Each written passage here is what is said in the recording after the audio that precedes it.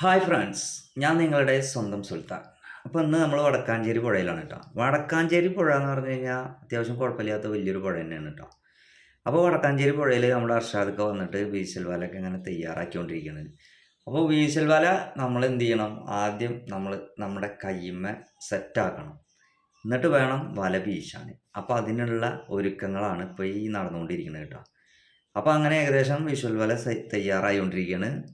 അപ്പോൾ കയ്യുമ്മ ഇട്ടിട്ടുണ്ട്. അപ്പം നമ്മൾ ഇനി നമ്മളെ മീനെ ടാർഗറ്റ് ചെയ്തിട്ട് നമ്മൾ വീശാൻ പോവാണ് കേട്ടോ.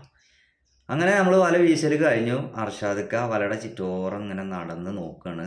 എവിടെയാണ് മീനുള്ളത് എന്ന് നോക്കിക്കൊണ്ടിരിക്കുകയാണ് കേട്ടോ. അതാണ് ഇപ്പോൾ നമുക്ക് കാണാൻ കഴിയുന്നത്. അങ്ങനെ അർഷാദ്ക്ക ഇങ്ങനെ തപ്പി തപ്പി ഇങ്ങനെ പോകുന്നുണ്ട്. നമുക്ക് നോക്കി നോക്കാം ഇവിടെ നിന്ന് എന്ത് കിട്ടുന്നു. അങ്ങനെ ഇരിക്കുമ്പോഴാണ് അർഷാദ്ക്ക പെട്ടെന്ന് നമ്മളെ ഒരു പ്രതീക്ഷയില്ലാതെ ഒരൊറ്റ മുങ്ങലാണ്. വെള്ളത്തിൻ്റെ അടിയിലേക്ക് അങ്ങോട്ട് മുങ്ങിയാണ് പോയി ആള്.